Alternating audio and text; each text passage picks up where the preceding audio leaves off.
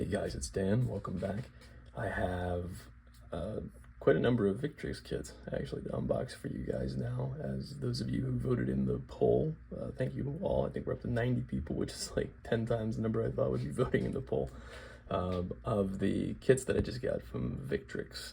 And this one is the one that took the top spot. I think it had like 56% of the vote last time that I checked. So again, thank you all for voting in that. I want to be very clear too, because I think it can get confusing when I have some stuff that's sent by Victrix as sponsored content, and then some stuff that I purchased for myself that actually the next 5 unboxings I'll do are all things that I purchased myself. I think it's important you guys know when something is sponsored, so I'll just have that one disclaimer here, and then anytime I have something that is sponsored, as I've done with the 4 videos I've had so far from various manufacturers that have been sent by them, I will make that clear at the beginning of the video. So yeah, I'm excited for this kit. This is actually one that I've wanted to pick up now for like over a month, and I'm surprised actually that I didn't see any other reviews for this. And I sometimes will peruse YouTube before I do a review, actually, just to gauge other people's thoughts on a kit, and this is one that I didn't see a review of before, even though this kit's been out for I think probably like 2 months now. So what this is, again, this is Victrix 36 miniatures. This is their early Saxon Armored Warriors. They simultaneously released a unarmored warrior kit, and for the fantasy wargamer in me, this is very exciting because I have quite a collection of predominantly Victrix Viking models, but what I've been looking for in particular are very heavily armored Vikings, like almost to a point where it's anachronistic. And so this kit, we'll talk a little bit about those details once we open it up. Seems to fit the bill because these are the Saxon elite, the aristocracy, and it seems that there's a lot of heavy armor pieces in this, as the name might suggest. So let's crack it open here. Again, bags, no boxes. I've mentioned too, anecdotally, I've never had anything break from Victrix. I just ordered 5 things from them and still nothing broken. So yeah, I gotta take that for what it is, but this is no different. So really nice box art up here at the top, or bag art, as is the case with Victrix. But again, it's now what we've seen from them pretty consistently. And it looks like 6 sprues, no command, and it's gonna come with the schematic that we've now seen a couple of times. And at the end of this, as I've been doing, I'm gonna build some of these, and I'm gonna compare to a number of sets that I have, but the one that I think that this is probably most directly comparable to of the Victrix line is their Huskarls, because that would represent the kind of warrior elite. These would be the earlier Saxon nobles. So there's going to be some crossover between those kits, I think, thematically. But again, we'll get to that toward the end of the video. So as I said, there are 6 identical sprues here. So we'll separate out just one of them. No command in these. And then we'll take a look at this schematic together as well.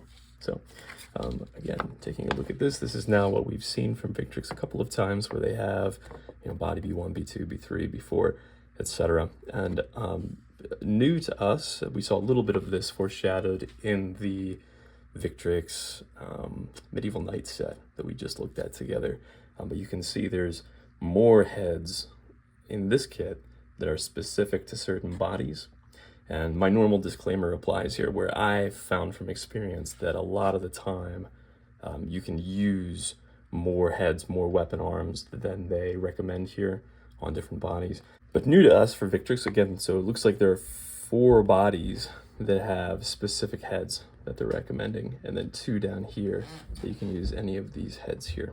So when I'm putting this together, I'll take a look at whether I can move things around on different bodies or not. But just even at a glance here, we can see these are very heavily armored, right? Or there are options for very heavy armor on these guys, which is great, has a great application, again, for me as a fantasy wargamer, but I think for anybody with a existing Viking collection, Saxon collection, that are looking for something slightly more heavily armored. So let's do a overview shot of our sprue here. And as we've been seeing from Victrix, 6 bodies in the middle of the sprue here, weapons kind of flanking the bodies, and then you've got some shields and head options on either side of the sprue there. And no surprise to anybody who maybe has seen my prior Victrix reviews or has extensive experience with Victrix, but that the sculpting is exceptional. Again, I'm glad to say, especially their chainmail, the scale armor that you might see toward the middle there, now up toward the top. Everything is just so crisp, so detailed. It's really impressive stuff. So let's take a look at these bodies here in particular, because this interested me in particular, in addition to the head options, which we'll get to in just a moment. But straight away, what's cool about this, again, I don't know how historically accurate this is. I feel that Victrix does a very loving and attentive job in the research that they do on their various kits, so I have to believe that this is fairly historically accurate, right? But like, again, sculpted cuirass here over chainmail is just really cool, whether or not it really happened. And again, I'm erring on believing that it did because Victrix put it here. That's just very cool to see. And there's a couple other points, like, you know, sculpted greaves down here on this body over here. And it looks, yeah, this one here. So again, for anyone that's dealt with even the Huskarls, who, you know, would be the heavy infantry kind of elite of the time, this is much more heavily armored than we've seen in any other Victrix kit, barring maybe like the Normans set to have like longer chainmail halberds, what have you. And then the helmeted heads that we'll get to in just a moment really sell that point, I think. But again, as we saw with their knights, you can see that every single model is unique. And some of them have additional details like these Saxon knives hanging down. Let me flip this around for you. And then all these little different accoutrements. Again, scale armor here, some belts, some jewelry, things like that sculpted on. Again, conveying the idea that these are nobles of the time, that these are the elite, the wealthiest among the Saxons, or again, for my purposes, the Vikings. Again, that's what I love about their Dark Age range, is that they deliberately make things in such a way and openly suggest that we use them to represent various cultures from the Dark Ages. One body here, as you can see, that is a two-piecer, and we saw that over on the schematic as well. It's this one here that they're saying that the kind of the most heavily armored heads can go on. And again, for people who are picking this kit up specifically because they're after a lot of these heavy armored heads, and some of these actually show up, or similar ones show up in the Viking set with kind of the mask of chainmail. I think that look is very menacing and cool, and there are a couple in this set. Actually, there's a lot in this set. I was trying to say there's a couple in the Vikings set on the command sprue, but in this one there's actually 3 per sprue, in addition to, well, we'll get to heads in a second, but for those who are looking for lots of heavy armored heads to kind of thread into your maybe existing Viking or Saxon collection, this kit gives a lot of options for that. So again, great looking bodies here, and some cool options for things like capes, if you wanted to add those on. And for those who've never dealt with Victrix before, they really do sculpt them in such a way that they are optional. Like even this guy here that has a cape sculpted on, right? You could either take this bit and extend it down, or you could leave it as it is and make it just kind of like a piece of cloth that's just kind of draped over his shoulder. And this one too, of course, is totally optional. You don't have to put it on if you don't want to. It looks like it's specifically made to go with this head that has part of the fur kind of sculpted down around his chin there. So they do just a great job. What this actually reminds me of, before we move on to weapons and heads, it really looks like a command sprue in terms of the options that are on it, the dynamic poses that are in it. So I don't know what that maybe speaks to in terms of other things that will come within the early Saxon range, maybe down the road. I saw that they're putting out a Rust kit, and I'll be picking that up once it's available. But again, this from experience with their Vikings, with their Saxons, with their Normans, this kind of looks like a command sprue that they've just duplicated 6 times within a set, which gives you a lot of really cool bits to then use maybe on other projects. So let's take a look at heads here. We'll jump up to the top of the sprue and the bottom of the sprue, as it were. And you can see we've got a number of heads up here on the left. They're still, I mean, heavy helmets, but they have faces exposed over here. And then you've got the ones over here that all seem to go with body B4, or mostly go with body B4. But again, for my friends who are looking for very heavily armored helmets and masks, these are your bits here, in addition to this one that we already took a look at down here. And again, the sculpting is very, very good.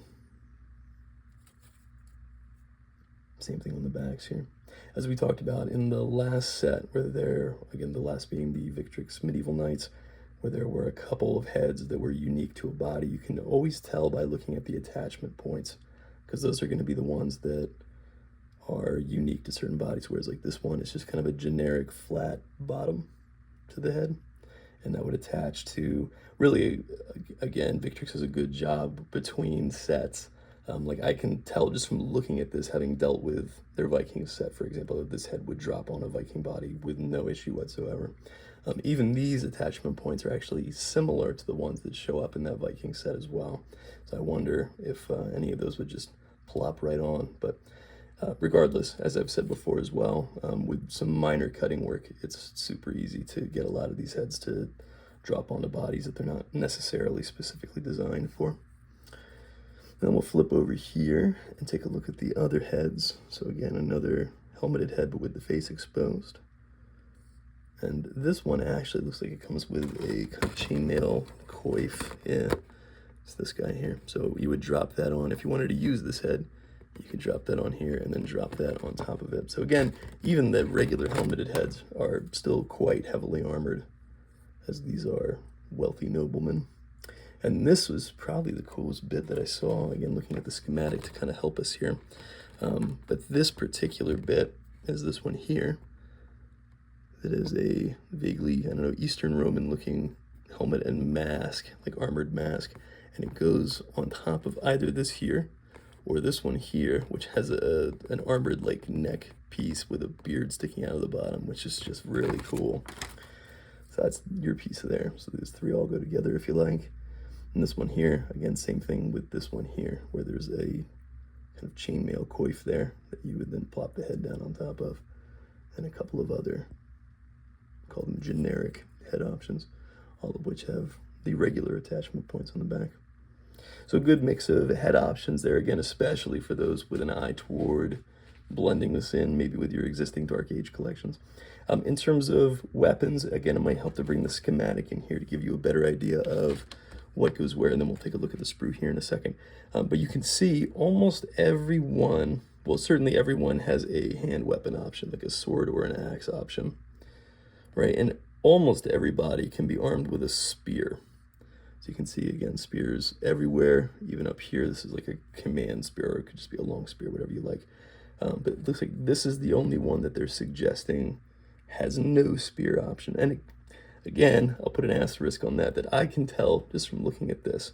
So let's juxtapose these two for a second, right? So this one has part of the arm sculpted on, so you're going to be more limited with the right arm here in terms of what can go on it. However, this one here is just a flat side of a torso. So I can tell just from looking at the bit that anything that has the whole right arm is going to fit on that, no problem. So like this one down here, for example, is the same, where there's nothing sculpted on the right. So since it's flat, just like that, any of these bits would theoretically work on this model as well. So take that with a grain of salt, but I'm just telling you from experience, having put a lot of Victrix kits together, that they deliberately do things that way. So I would go so far as to say that every single model can be equipped with a spear as a result, if that's something that you're looking to do. Certainly everybody can be equipped with a hand weapon, and it looks like there's a couple of like throwing spears, javelin options in here as well. So in terms of the axe bits and sword bits, let's just kind of move across the sprue here, because they're not organized in the way that we saw in like the hoplite sprue, where like all the spears are together. But again, some really cool, like that's a really neat looking axe design there. Nice to see them too, even having put out so many kits, so many Dark Age kits with axes, that they're still finding innovative ways to put out, axes that aren't just a copy-paste of a prior kit. So there's your javelin arms, your sword arms here. The swords actually look to be of a slightly different style than the Viking kit.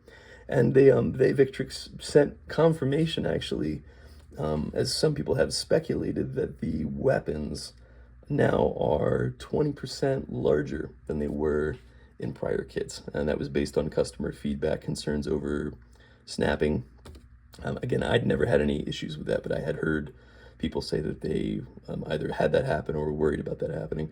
And indeed, you can see, for anybody that's dealt with the Viking set, that these weapons are a little bit thicker, a little more, again, I would call them heroic scale, which I really like in wargaming. I think it just looks better at the tabletop level when the weapons have a little bit more bulk to them. But again, just beautiful sculpting from Victrix, as we are now used to with them. Cool little sax bit kind of out of the sheath. So yeah, lots of sword arms, certainly enough sword arms to arm everybody with a sword, if you like. Some more javelin options down here. This is like a pila. I'm sure there's a specific term for it, but that looks like a later Roman pila. Option here of kind of if you're making a javelin man, have some more over in his right hand, it looks like. And then down here, again, a variety not only of weapon types, but with the shield arms, you can see that there's different lengths on the chainmail as well. Again, those are suggested to go with specific bodies, but you can play around with it. And then again, some more spear options down here. And this also looks like a javelin. So really lovely stuff. The scabbards here, I mentioned kind of late in the game in my last review of the knights that the scabbards were some of the best that I've seen, and it looks like this is continuing the trend here, because these are just beautiful, lovely work. Like, let's look how detailed that is. And they've got good kind of heft to them, so no fears about them breaking it. I think they're going to really look good. And then the final bit I'd like to talk about before I put some of these together and then compare scale are the shields, because you can see there's 3 different shield designs, actually. And I had read from kind of their blurb on the kit that the Saxons they were trying to depict here traditionally fought with like a smaller kind of buckler style shield that they would punch with. And so you've got 6 of those included, all in that smaller style. And again, sculpting on the back, as I like to see, which is just nice for painting. But they also included 3 kind of traditional Dark Age shields, round shields with a boss in the center. And sculpting on the outside, also sculpting in the back here. And then these 3 are similar to that, and you might not even be able to tell on the camera, but they actually are slightly rounded. So you can maybe see on the backs there better just from the lighting, but these are rounded slightly compared to these, which are totally flat. So yeah, a total of 12 shields to 6 bodies, 6 of them in these smaller kind of buckler style, 3 of them in larger style, broken up as 3 and 3. So really great variety of options, not only as a standalone kit to build these all within this kit is great, but again, the modeler in me, the collector in me, sees so much potential here with kit bashing with other Victrix sets. So to that end, let's cut now. I'm going to put some of these together. I'm going to compare to some of my existing models, and we'll take a look at how they stand up. Hey guys, quick intermission here before I show you some finished stuff. That these bits that I thought went down on the body first are actually the backs of the chainmail coif that you see like on the face mask here. And the best way to assemble these is actually to glue them together before you put the head down. I tried it a couple of different ways, but you can see like this head here, maybe the camera focus, but this head here, this chainmail piece is actually the back to that head. So what you'll want to do once you clean it up is glue it together like that first, and then once it dries you can drop it down on the body. So it's a lot easier to do it that way. I figured it'd be easier to show you before I have the models completely assembled. Alright, here we go. I still have kind of a top-down view here as opposed to my normal side angle, because my painting station where I normally do those videos is overrun by Carthaginians right now, so we'll make this work though. So these guys were great to assemble, no issues whatsoever. You can see these poses are so cool. Again, to my point about them looking like the command models and that sprue looking like a command sprue. I think that the results kind of speak to that. But yeah, they're beautiful, very easy to assemble, no issues. Yeah, the only quirk that I mentioned was about the chainmail here. And it's obvious, actually, when you look at the schematic, that what they're talking about is this goes on the back of these heads as a extension of the chainmail. It's on the front. Actually, too, I realized the sculpting sort of suggests it, but there are a couple of faces that I think are actually face masks, in addition to the ones that are obvious, like this one here. Anyway, you can decide that for yourself when you're painting, but just a really cool kit. And yeah, it actually makes me wish that I was like just starting with a Viking army, because this box I think blends so nicely with their existing Dark Age stuff that it makes me wish that I had everything in my collection unassembled, so that I could drop some of these bits in more places than just one unit. But yeah, really excellently done. This one too, as I mentioned in my little interlude, was easiest to assemble by putting the two pieces together and then once dried, dropping it down onto the body for whatever that's worth. So anyway, yeah, excellent miniatures. I have over here on the left some Huskarls from Victrix as well, that I wanted to show you just for scale purposes, but that, yeah, you can see this one's hunched over on the right, but you can see that they are the same scale. You get one guy standing up here, and I think would blend together really, really nicely for any kind of Dark Age army, for Saga, Hail Caesar, whatever you want. Again, I use these for fantasy wargaming, so, but the pieces all, I think, go together really nicely. In addition, they scale so well that I actually put together two of my Huskarls. I did head swaps, so both of these heads are from this Saxon kit. Yeah, this one here was just easy enough to drop on. Again, always look for those attachment points to see if they're similar.